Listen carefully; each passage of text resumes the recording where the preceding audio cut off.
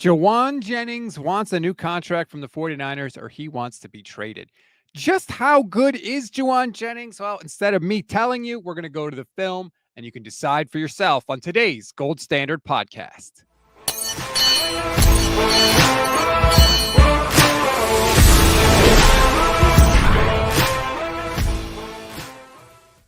What is good, everybody? Welcome to another Gold Standard podcast on the Gold Standard Podcast Network, part of the Pro Football Insiders. I'm Rob Stats Guerrera alongside Johnny Dell here with you on a Thursday. How you doing today, Johnny? I'm doing fantastic. I'm doing a lot better now that Alfred Collins has signed his rookie contract. And I honestly, I was not expecting that. I thought it was going to be that all the dominoes in front of him would have to fall before he would sign. But he signed, and look at him. Good on him for being one of the rookies that has decided that I'm not going to play the game that the agents are pushing all these guys to do right now after what happened with Jaden Higgins. So good on him. And then you're starting to see the dominoes now fall after he did this. Somebody had to go first. Shamar Stewart's now signed, and so you're kind of seeing things go from there. So good on Alfred Collins. Good for the 49ers to have somebody who's going to be a crucial part of the team this year in and ready to report to camp. I'm excited about it. Yes, absolutely. I woke up and saw that news. It was fantastic news. I did not think Jed York was going to be the owner that broke ranks as the rest of them were colluding to try and not pay these guys money. He wasn't. To his credit, good for you. And by the way, you and I did an Alfred Collins video weeks ago. So if you want to go and check that out, I will drop it in the chat. You can go and watch it. Not now. This is our time. But after the show is over, our Alfred Collins breakdown, you can see. Let me just throw it in the chat. Boom, right there. Because we've already done the yeoman's work. You've already done the yeoman's work. So that is there for you. But that is not the subject of today's show, even though it is very good news. Today's show is about Jauan Jennings. He wants a new deal. The 49ers, according to reports, think that they already, have treated Jauan Jennings fairly. They gave him a new deal last year. So the question then becomes, what do they do? And if they decide to move on, how good is Jauan Jennings? Do they need to give him a new deal? Is he replaceable? Just full disclosure, Johnny, I've said I think he's replaceable. Not that he's not good, but I think that they can replace what he provides to the offense. But as many people have pointed out, I have been wrong before. So people love to point out when we're wrong, right? Like it's hard to get in front of a microphone, speak extemporaneously, and make your opinions known. And when there's a risk of being wrong, and people love when they're right and you're wrong, just to jump all over it. I mean, we all get it in the comments. Somebody be like, "I told you." It is what it is. I can't blame Jauan Jennings. It's hard because in one sense you say, yeah, you agreed to a new contract last year. You signed on the dotted line. You should follow through with what you have promised. Now, teams do this all the time as well. They will give a guy a 5-year contract, and 3 years in, they cut him. So, this idea that players need to honor the contract they signed. Well, if that was the case, then every team should have to honor the full length of every contract they offer as well. So I don't begrudge a player for doing what Jauan Jennings is doing. And plus, he's at a point of the most leverage he's probably going to have at any point in his career. And so if he's going to get a significant pay increase, this is his moment. I mean, and this is now just the first time we're hearing about this. This has probably been going on for a while. Yes. But he's looking at this. I'm going to be most likely right now, and in the position I'm in, I am wide receiver 1, week 1. That's how things stand right now. Ricky Pearsall's a rookie coming off of, or second-year guy coming off of that rookie season. Jauan Jennings is the veteran, nearly 1,000 yards, 26 yards away from 1,000 yards. Brandon Ayuk, we don't know when he's going to be back. Demarcus Robinson, most likely a suspension coming. So week 1, Jauan Jennings is your wide receiver number 1. By December, he's probably wide receiver number 3 or 4. So this is his moment of leverage. They can't afford to not have him week 1. They can afford to not have him week 13. So he's saying before week 1, I want a new contract. And so I don't begrudge him at all. He's 28 years old. He'll be entering free agency at 29. possibly even as a third or fourth wide receiver on this depth chart without nearly the kind of attention in free agency. So he's going to demand, I would be surprised if in free agency he demands more than $16 million a year. I just do. But right now he wants in that kind of range. And so the 49ers, they're going to look at it and say, we've given you a pay increase. You will not be wide receiver one, most likely, barring injury, for most of this season. So they don't want to pay him 3 years, 3 years at $45 million or so. And I don't blame him on that, but they do need to come to some sort of resolution on this. We need Jauan Jennings. He needs us. Oscar Alfaro says Jennings is worth 12 to 14 million annually, at least in the current market. Someone will pay him. I'd much rather get rid of bum leg Ayuk. First of all, Oscar, where you been, man? I miss you in the chats. You disappeared for a while. Good to see you back. Thank you for coming back. We appreciate that. I disagree with the last thing you said. First of all, like, let's not brag on Brandon Ayuk because someone shredded his knee. Like, that wasn't his fault. It wasn't like that could have been prevented. So I don't think that's fair. But let's get into it, Johnny, because I maybe I'm remembering incorrectly. That's the thing that has been known to happen. So let's get into the film. Jauan Jennings, $12 million man, $14 million man. Boy, that seems steep to me. But like I said, I've been wrong. The film is more objective than I am. So let's go to it and see what we see here. Yeah, well, with Jauan Jennings, the hard thing is he does a lot of things well, but he's never going to be, at least, and I hate putting this never kind of title on somebody, but when somebody's 28 years old and you have multiple years of film and you can see things and you go, okay, I just don't think he's ever going to break past the tier he's at right now. He's never going to be a 14 or 1500 yard receiver. I just don't see it. He's never going to be in that kind of range. He's always going to be a solid, good number 3, but with limitations. There's a reason why he wasn't cracking the lineup beyond Brandon Ayuk and Deebo Samuel, even with Deebo Samuel's having some of the issues he had. But let's look at the things he does really well. So he's going to be up here at the top. And we're going to run what's called a widened Skinner with him. So he's going to stem outside, give a little something to the corner, and then break in on a post. This is a version of a skinny post, but it just widens and then comes back in. But ideally you want to get this in between the hash and the numbers. And the Jets here, they're playing some games with their safeties and some zone coverage looks. This is going to be man coverage. He's going to be in man. You're going to see this reveal as we motion George Kittle across, and you're going to get him one-on-one with our old buddy DJ Reed. Okay, so first, he's got great size, and he's able to use that to his advantage. And he's really good at getting into a corner space. A lot of corners want to get up into the receiver space. He's got such long arms and a big body that he can get into their space. And you're going to see this. He's going to work him outside. So he's going to turn his hips. And then at the top of this stem, he's going to push not to just cut across DJ Reed's face. He's going to try and cut into his shoulder and force him to move and readjust his steps. That is what I mean by somebody who invades the corner space. So you're going to see him get in here and then cut and work into DJ Reed, who DJ Reed then has to totally flip his hips, backtrack, and that's what creates space on this route. So now there's space created, and Brock trusts Jauan to get open there. And so you get a great gain, first down for about 14 yards. You're looking good. Let's watch that in real time one more time just to see how he does this. He's a really good user of space. That's the best thing I can say about Jauan Jennings. He understands how to get into the corners, how to push on their hips and shoulders and work on them. That's something that you really like. He also understands how to work these kind of bunch sets that they put him in. So he's on the inside of the bunch set. And we're just going to run a couple of interference routes here. We're going to run a corner with Ronnie Bell. And Jauan Jennings is going to run a little out route.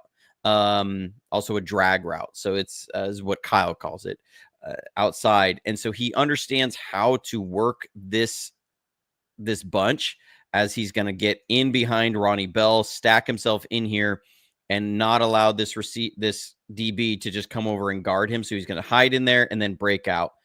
And then there's a space created, gets the catch on third down for a first down, 3rd and Jauan. These are the things that he understands really well, how to use that leverage, how to create space in the short area. And so that's the things you really like. He understands it here. He's here in the slot. We're going to run a little double out along the back line, and he's going to end up as this is a defense that's going to transition to man past a certain point. So he's going to end up in man coverage on the safety. And you see again how he understands the stem. He's going to work inside to trigger this from the safety, but he doesn't work too far inside. He's going to work the outside shoulder, widen the safety a little bit, and then create space for his outbreaking route. I like that he works in there. I mean, bam, he knows how to attack these guys. Just watch it in slow motion, and you'll see how he attacks this safety, pushes him outside, and then once he breaks out, that's huge separation. That's what Brock's going to see. He's going to hit him here for a touchdown. This is a great game by Jauan Jennings. Had 3 touchdowns in this game. He understands these things, understands his fitting in the defense and space and how to attack these DBs. Here, we're going to have I really love the design of Kyle on this play, but this is also good execution. We're going to bring Jauan in motion, so he's down here. We run a concept a lot called a Chevy concept, so it's going to be a Chevy route and then an out route. That's what we run a ton. So we're playing a team that knows us very well, that knows our offense very well. So what we're going to do is we're going to have a little variation here. We're going to run this Chevy, and then instead of just an out route from Jauan, we're going to run him on an out and up. And so he executes this really well, gets full sell on this, hiding behind the post route from Ayuk, and sells this out route. So the defensive back's going to jump on this really hard, and you're going to have him wide open for a touchdown. And then, he's got enough speed so that when he's out there, he's not caught. That's a good play by him. It's a good sell by him. It's somebody who understands the system. But what he's really good at is in these press man situations, third down. This is third down right now. He's going to run what's called a stick China. So he's going to run this like a stick route, and then it's going to return back inside. And he fights through contact. He's a very feisty wide receiver. He uses that length and size, and he's going to work through it, and he makes tough catches. It's tight coverage. It's tight, press coverage, but he gets it on third down and moves the chains. That's why they call him third and Jauan. He's a physical receiver. He can play through contact. These are the things that you really like about him. Now, these are the moments again where you don't where the good and the bad show up. There's limitations. He's going to run what's called a high crosser here. We're going to run a little fake. This is Chris Conley to try and clear it out. And we're trying to hit Jauan Jennings on a high crosser.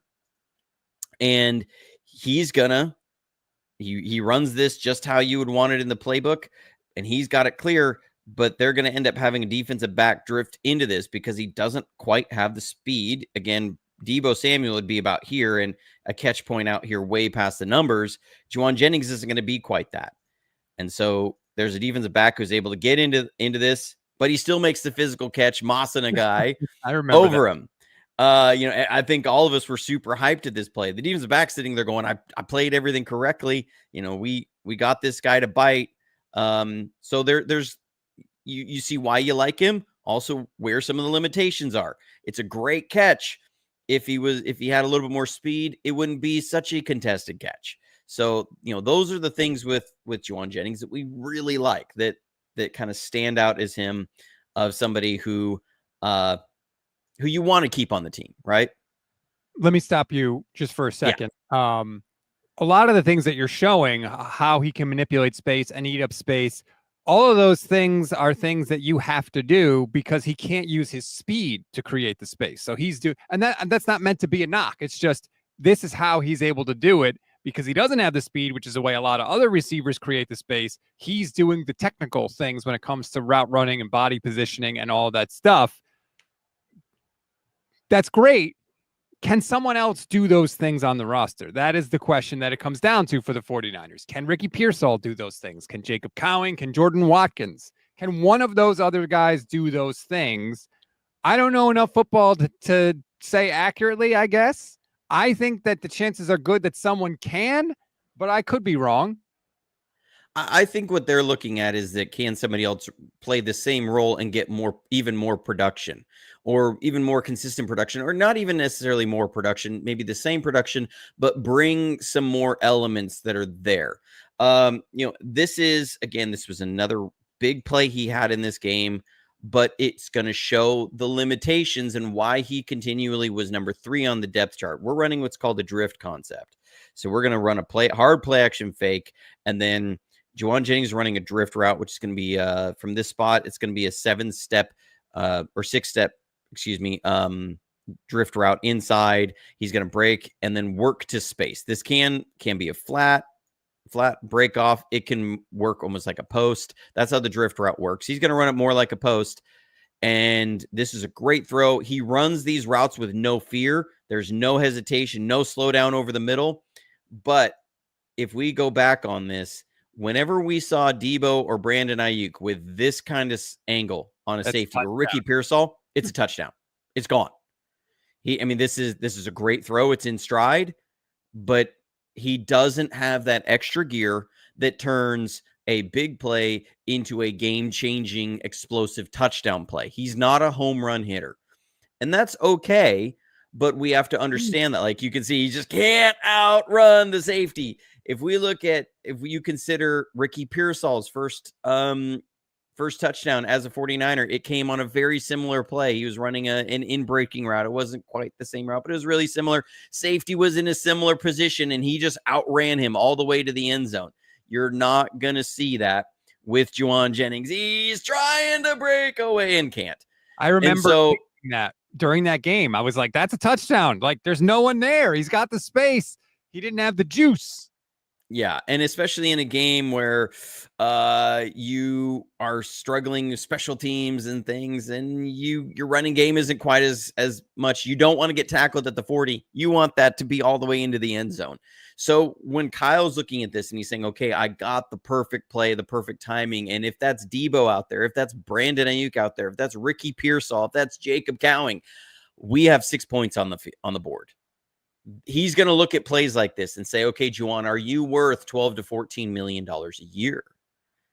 I'm not sure.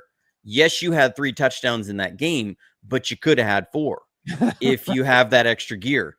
Because I can run the out and up on a Chevy with Ricky Pearsall, and I'm pretty sure I'm going to get the same result. It's the ability to make the tough catches in physical space that he brings, but it's just some of that. Now, I do want to talk about this because this is something that people put out a lot, is that he's probably the best blocking wide receiver in the league. That's not my opinion. I think Brandon Ayuk is a better blocker than Jauan Jennings. I think Jauan Jennings has more size, but when I consistently look at this, I'm not knocking Jauan Jennings and saying that he is not a good blocker. It's just that I don't see him sometimes with the same urgency that Brandon Ayuk would have. Brandon Ayuk turned into me the best blocking wide receiver in the league. And with the urgency he would have, we would see him way out here on this side, and sometimes he would run down this safety to go block on some plays. Feisty blocker and in there. Jauan Jennings has more missed blocks than you would think, but when you can get him on a corner and he has that size, then that's when it really shows. So you're going to see him here on Sauce Gardner get the block. Once he gets his hands on him, it's over. Sauce Gardner isn't getting off of him. But the part, and this is again some of those missed blocks, he's going to come in motion, and him and Juszczyk are going to play a game here on Jared Verse. If Verse goes inside, Jauan Jennings has got to get him. If he goes outside, then Juszczyk's going to drive him to the sideline. There's a miscommunication here. It's not a full effort block. And so a play that should be good is blown up in the backfield. And just watch this at the end of the play, the exchange that happens between Juice and Jauan Jennings. And you're going to see you go, okay, this is how I know that's what's going on. You can see them talking this out as it's happening. They're trying to work out why that block didn't happen the way it was. There's just some blown blocks from time to time. Another issue is, like you said, does he have the speed to threaten down the sideline or down the field? And he doesn't push safeties off. He doesn't push some hook players off as much as you would see if you have like Ricky Pearsall here, who's got 4.4 speed basically running down the seam. That's going to be different than Jauan Jennings, who runs like 4.67, and you're going to see that on this play here. It's a late rotation into a cover 3. They're going to back out and watch this safety sitting in a hook. He's not going to be concerned about Jauan Jennings running down this seam one bit. The safety isn't going to roll this direction because he's not concerned about Jauan Jennings' speed. You're going to see the corner. He's not going to bail out of here. Nobody really is that concerned about, I've got to get on my horse and turn and run with Jauan Jennings, because they never have the concern of like, if he's even with me, he's gone. As long as we're even, I can catch up. That's how they feel. The expression, so, if he's even, he be leaving. Except with Jauan Jennings, if he's even, you're good. Exactly. And so there's just no push on that side. I understand Brock's, kind of last second thrown out here. There's a little miscommunication. This is what's called a sky route by Debo. He's going to run a curl against one defense. He's going to run a fade against another. Brock thinks he's running a fade, and Debo thinks he's running a curl. But Jauan Jennings, you can see, like, ain't nobody really paying attention to Jauan over here. And he's turning and he's just looking and going, okay. And just the speed he moves, isn't there? He's a long strider and he can cover some ground, but it's just not quite, he doesn't have that extra gear that guys worry about. You're going to see it here. We're going to run a little play action fake one direction, and we're going to run him on a high crosser. Normally this is Debo or Brandon Ayuk running these routes. And BA was coming off, hadn't played in a while, and you're going to see this. This is CJ Mosley. CJ Mosley is going to be able to turn and run with Jauan Jennings. You would never see a running back able to turn and run with Brandon Ayuk, or able to run with Ricky Pearsall, or able to run with Debo Samuel. And here he is tracking with him. And that's where Brock wants to go with the ball. We're trying to run this off. We got the two deep guys going. We got a guy on the flat going. And this is Jauan Jennings on your wide receiver on CJ Mosley. You should be wide open and love this play. But he's just not there. He's covered up because CJ Mosley is able to run with him. So now you're having to throw back over the middle of the field. It doesn't look so great. Those are some of the limitations. Here, he doesn't draw the same kind of attention like when Brandon Ayuk's on the field and a team's going to be preparing for the 49ers. They're going to say, we need to know where 11 is. We need to know where 11 is all the time. When Debo Samuel's on the field, they're going to say, okay, this is a guy that with the ball in his hands, we need to be alert because it's going to take 2 and 3 guys to tackle him. So always know where number 1 is. When Christian McCaffrey's out there, we need to know where 23 is. We need to know where these guys are. He's not the one that you say, we need to know where 15 is all the time. We know where 85 is. We need to know that. We're going to run a little smash concept. So he's just going to run a little curl out here, and we're going to run George Kittle on a corner route. And the Vikings here are in cover 2. And so we're trying to put this corner, what we call cloud out here, in a vertical stretch. And Brock's going to drop back, and he's going to even give a little pump here to Jauan Jennings because he wants to hit George. This is a potential game-changing play. You want to get George Kittle there. You like that matchup of him on the safety. But you're going to see this. There's just not the same. You can see Brock gave a little pump fake. I'll drop back. It's real quick. He's going to little pump fake, and then he's trying to drop this corner down. Corner doesn't respect it because he's not as worried. He goes, I can go up there and tackle Jauan Jennings. I'm okay with that. I'm gonna cover this route for George Kittle. So this looks like a play where you're going, Brock, what are you doing? What are you throwing that? But he's banking on that Jauan Jennings is going to grab a little bit more attention here with the corner. You can see the little pump fake and nothing. The guy's just good because he's not worried about Jauan Jennings. He's worried about George Kittle. So those are some of the limitations you have here. And then you're going to see him run another seam route down here. We're going to run him on a seam route, and then we're going to run Brandon Ayuk here on a deep comeback. This is a pull concept, and the idea is you want to push the corner deep. You want to make that corner out here have to respect this guy in the seam for breaking outside.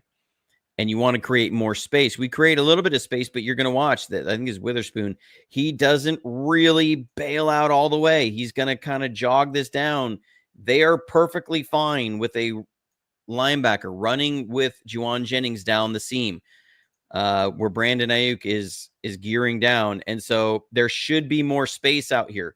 You want this to be a play that when Brandon Ayuk catches this, he's going to be able to turn and have like 6 yards of separation between him and the corner. You want this corner to be pushed out farther by Jauan Jennings, and he's not. So because you want Brandon to come back, catch this ball, and then have space to go break a tackle and get more yards after the catch. But it's not. It's a bang play now because Jauan Jennings just isn't pushing those seam routes deeper. Again, Ricky Pearsall, Jacob Cowing, they're going to do that. But can they do the physical catches? That's the thing that JJ is really good at. And so I don't want this to seem like a JJ smear campaign. Just more of the realistic issues of why the 49ers are not just handing him a contract right now. And I think that people, they think, well, we got to pay Jauan Jennings because who's going to replace him? Who's going to replace him? And I think what you're showing is it's not just about replacing him. Maybe it's, hey, what if we have someone that can be put in that same spot and do even more than Jauan Jennings did? Like, you have to consider that as an NFL team as well. And all the examples you brought up, a lot of them primarily related to speed or lack thereof. You put somebody else in there, it does change the picture a little bit. And it's not meant to smear Jauan Jennings. But when we're talking about who we're choosing to pay, particularly when you just gave Kittle a new deal and Warner a new deal and Brock a new deal, these things go into the stew. These are the calculations that the 49ers themselves are making. They are looking at the same film that you just showed, Johnny, and they're asking the same questions to themselves. So that's why we do it here. It's not just because we don't like Jauan Jennings. No, we're trying to take you into the decision-making process of the 49ers. And this is what they are looking at so that when things happen, whether they either decide to pay Jauan or don't, maybe you have a little bit more of an insight into why the team made that decision. Exactly. And it's also going to come down to, or part of that is going to be, as Kyle's looking at this and he's saying, okay, when teams really start doing this to take away Christian McCaffrey, do I have somebody that can make them pay, and not just in 12 yards or not just in a first down here, that severely makes them pay? That it's somebody who's going to be able to catch and go and hit that home run, because it's kind of like if you have Ichiro, right? Like if you have Ichiro on your team way back when, I mean, Duke could get on base like crazy. Do you have somebody that as the infield is sneaking in because they're worried about that guy's speed or whatever, could you have somebody that can then hit it over the infield and really take advantage of that? That's what you're looking at, is as defenses start creeping up towards Christian McCaffrey more, as they start giving George Kittle a little bit more attention, as Brandon Ayuk is over there or Ricky Pearsall, do you have somebody who can then make them pay in a serious way? If they're all flooding towards Christian McCaffrey and you have a receiver running a high crosser on the backside, are you going to make them pay for putting a safety on him? Because if it's Brandon Ayuk, yes, you are making them pay. If it's Ricky Pearsall, absolutely you're making them pay. If it's Jauan Jennings, that safety might just be able to run step for step with Jauan Jennings. And that's not, that just means that is a skill set he doesn't have. And that's not a necessarily trying to put a knock on him, because he's got skill sets that are very good. He is an above average blocker. And I would say a very good blocker. Is he the best blocking wide receiver on the team? Not in my opinion. I think he's the second best, but I'm just, kind of pushing back on the narrative that he is the best blocking receiver out there. He's probably the most physical through contact receiver we have. Somebody that can fight through that contact, that can fight against that press coverage and push back against that, make those tough catches on third down. But his area of operation is very much from 15 yards and less. And so when you're looking at how the makeup of this team you have a George Kittle and you have a Christian McCaffrey who already work in that area in spades.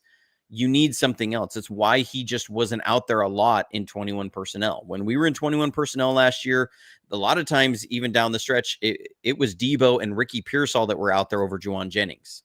Because when you have that, you have to have somebody else who can push the defense deeper. So he's perennially going to be the number 3 wide receiver on this team. So that's the question about paying him.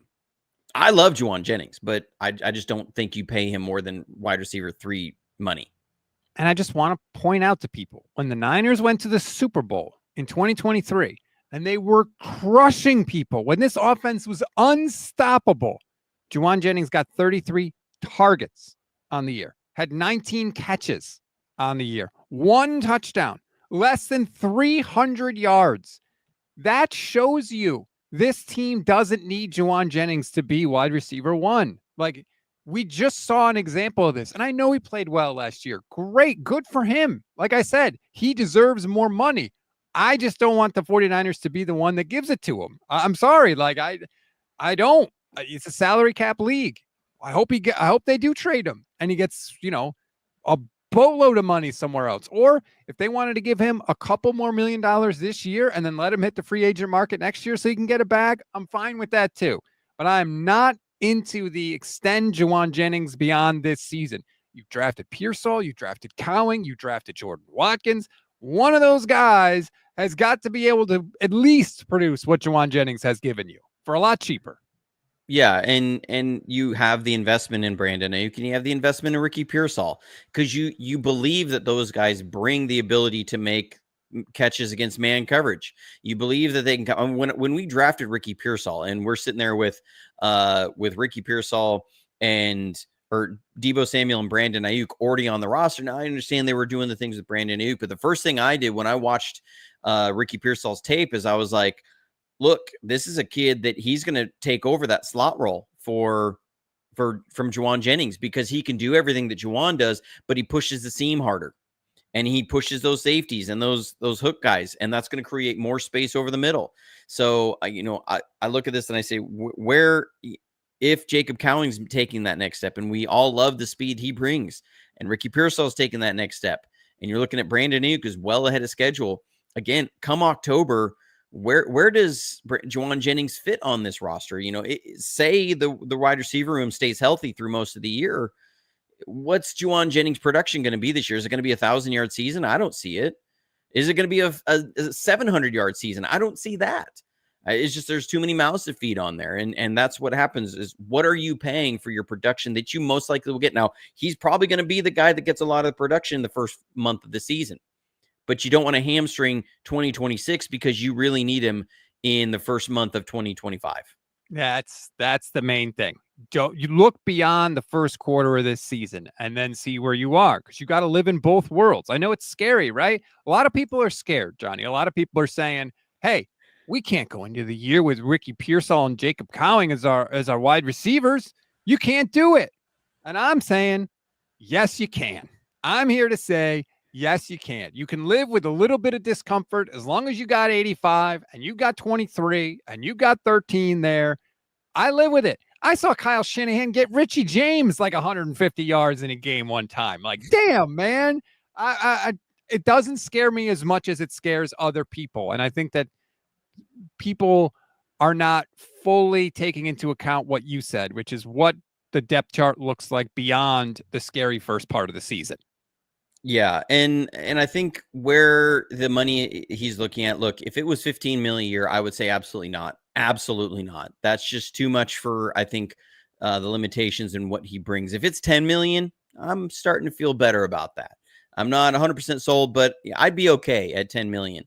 Somebody asked, is there a good comp for where he would be? I think around the league, like Rashad Bateman from the Ravens would be a very similar kind of comp there as what the kind of money he would be expecting.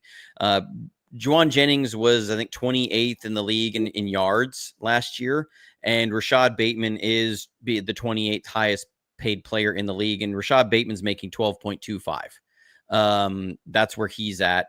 And so I'm looking at that like 11 million to me, because I think Bateman does bring a little bit more juice in there. But I think that's the kind of player you're looking at, is him or maybe Jacoby Myers, Darius Slayton. I think he's in that kind of tier of player. And so if he's asking for 15, that's too rich for me. It's going to be in that 10 to 11, I think, is where I feel comfortable. Cooper Kupp is at 15. Man, I have a hard time paying. That's a lot of money for Jauan Jennings, man. I really do think that. And we got a comment here from Oscar who says in 2023, Debo had 89 targets, 60 catches for 892 yards and 7 touchdowns. Jennings can and has matched that in 2024.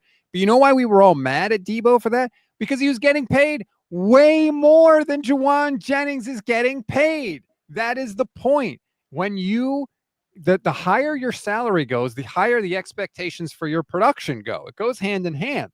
So it's one thing to have somebody that's on a rookie contract or a $7.5 million a year contract do that. It's another thing when you got to pay a guy 15 million or higher than that. That's a whole separate argument. And that's what it comes down to. It's not just the production, it's the production per dollar that they are paying you. And the Niners are in a bind. And I don't think they want to trade him. I don't think they want to pay him, though. I really think that they have been fair to him and that he should just play under the contract that he has. So I wonder what they're going to do. I was glad they took care of Alfred Collins before Jauan Jennings, for the record. I stated that. I made videos about that, about how Alfred Collins was the much bigger priority for them contractually. The fact that he had missed all of minicamp and all of OTAs and had never even participated in a single practice with the 49ers. So I'm glad they did that. This Jennings thing is really the last thing on the agenda. Absolutely. And, kind of going back to the comment about, Debo's production in 2023. Well, Debo, even with that, and again, we all felt it was an underwhelming performance considering his contract. He was still at about 10 yards per target. That's what the 49ers were getting out of him. With Jauan Jennings last year, they were around 8 yards per target. And that, again, speaks to his inability to have the game-breaking sort of home run hitting ability that Debo had. One of the reasons they were okay with moving from Debo was that he wasn't having quite the same game-breaking home run hitting ability. So, that's why I just don't see it there. If you're going to pay him $15 million a year, he needs to be a 1,000-yard plus receiver perennially, not just did it last year, but you expect him to have a 1,000-yard season this year.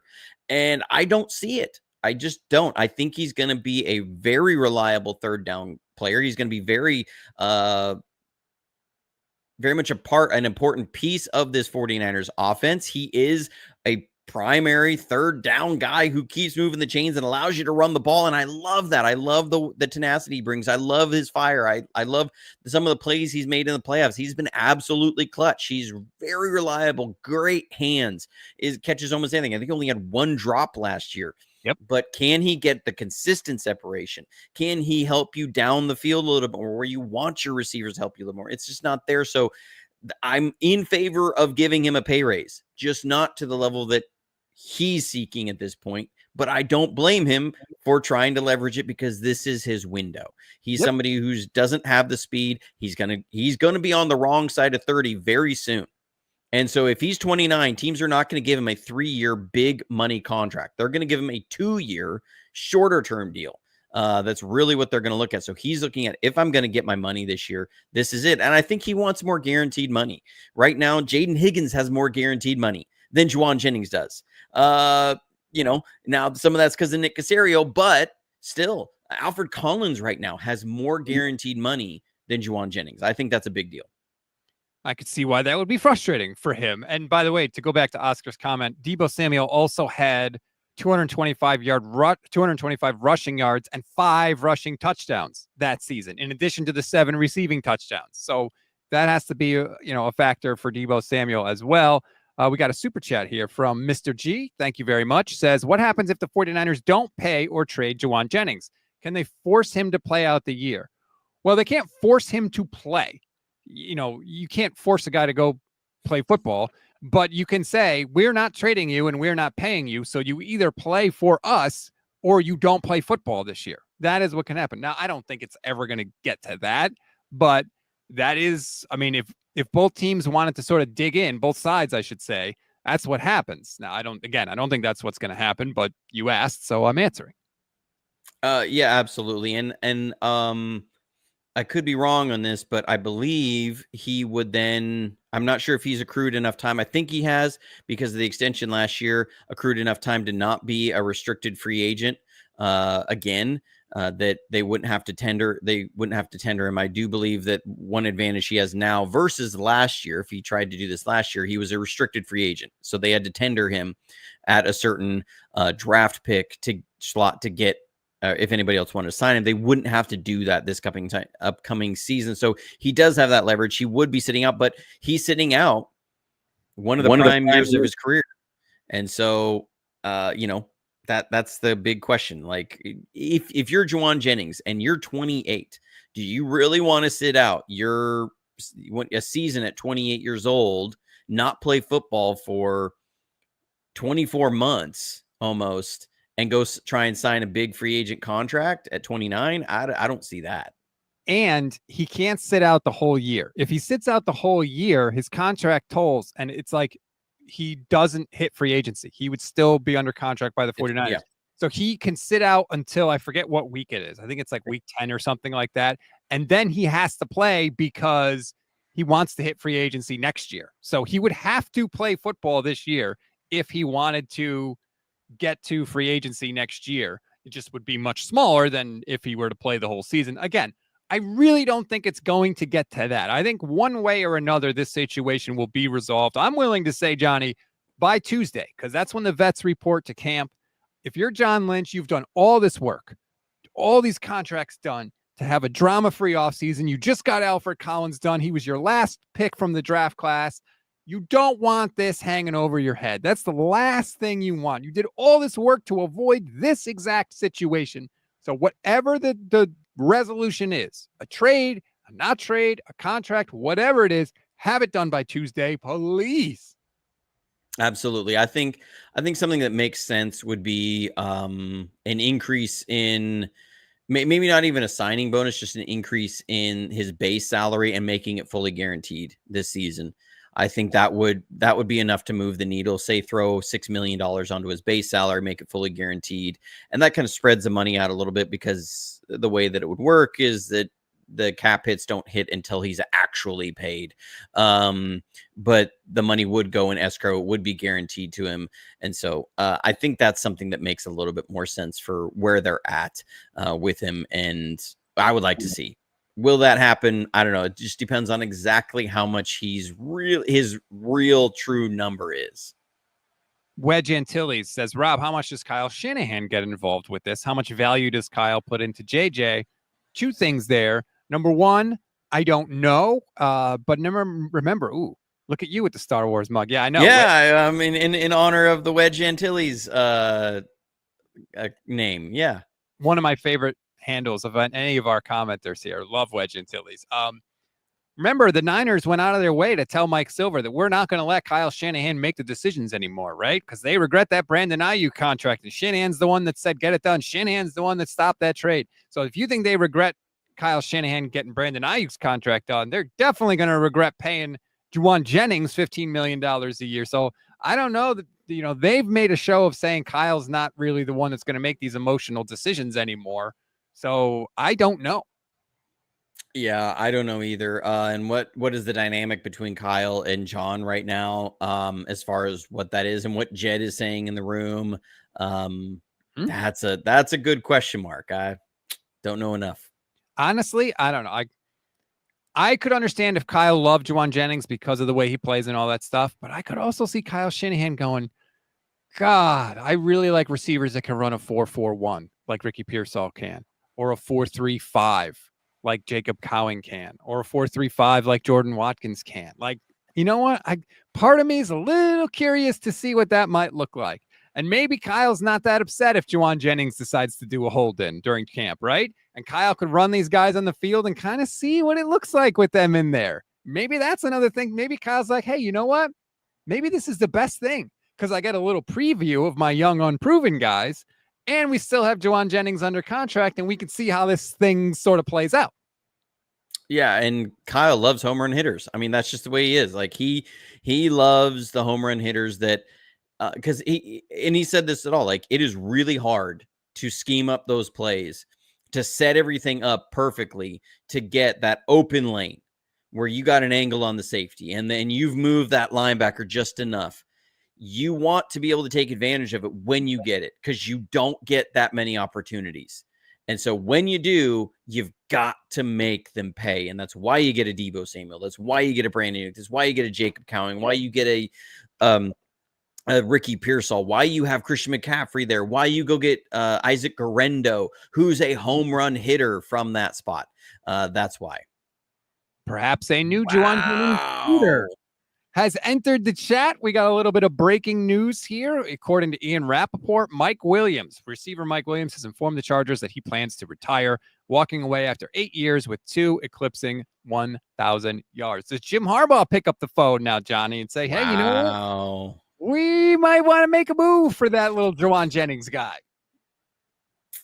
That's spicy. Because the Chargers are a team that they're trying to ascend and they're trying to push for it this year. I mean, if you're a team that now you're looking at, we went and got a big name running back, and we are going to be a team that runs the ball and goes for play action. And we need a receiver who, like I said,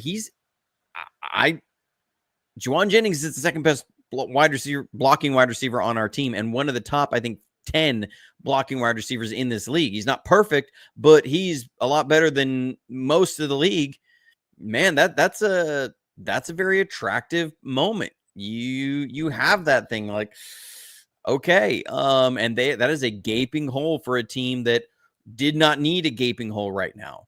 Man, that's interesting. I mean, if you're the Chargers, what do you send over for Jauan Jennings? Like, if you pick up the phone, what are you saying, John?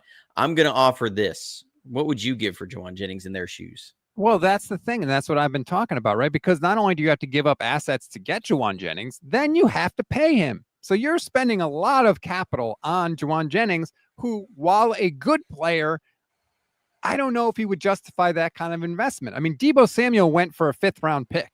Do you think that they're going to get better than a 5th-round pick for Jauan Jennings? Yeah, I mean, part of that too, they were paying for. Well, I mean, they ate a lot of dead money with Deebo too. So it wasn't like they were just paying for Deebo's salary to get cut from the books. He had a lot of dead money. I don't think so. I think you're going to be looking at tops late 4th round. That's what the Chargers might be looking at. Is okay. We expect to be drafting in the bottom 5 of the 4th round. So it's really almost a 5th round. Maybe you get a 4th. To me, that's not enough to really sway and say, okay, I would rather have another 4th round pick than paying Jauan Jennings $5 million more. That's not enough of a swap there. So I probably wouldn't. I mean, they're them being needy. I just don't see them being willing to pay more than a 4th. 49ers generally have not responded well to trade requests. Now, I don't know that Jauan Jennings has officially requested a trade, but he did say, if you're not going to pay me, then get me out of here. Raheem Mostert requested a trade. He did not get traded. Robbie Gould, believe it or not, requested a trade. He did not get traded. Brandon Ayuk requested a trade and got a new deal. And Deebo Samuel requested a trade and did not get traded right away. Got traded the following year. And so the Niners generally do not just trade guys because they say, hey, trade me. And there's a very real possibility that they dig their heels in and don't trade Jauan Jennings. Now, you know what's going to happen, Johnny. They're going to open camp on Tuesday. They're going to do 1 snap of camp. Ricky Pearsall or Jacob Cowing or Jordan Watkins is going to pull their hamstring, and then it's going to be like, well, crap. Now we got to pay Jauan Jennings. Yeah, that's exactly. I mean, there's certain things that are assured. That's death, taxes, and a 49ers wide receiver pulling a hammy in the first week of practice. Oh, God. Well, we'll be here regardless of what happens, but thank you, Johnny, for breaking down the film for us. I really appreciate it. Hopefully you got something good out of it, the good and the bad of Jauan Jennings. Again, we don't just want to, slurp people here on the channel. We don't just want to attack people either. We want to show everything and let you decide for yourself whether you think somebody's good, bad, or something in between. But we appreciate it nonetheless. We can celebrate Alfred Collins. Go watch our Alfred Collins video, everybody. We put it in the chat at the start of the show. He's agreed to a new contract, so you can, watch some Alfred Collins highlights and feel good about that as well. Johnny, thank you as always, sir. I can't wait to talk to you next week. Absolutely. It'd be good.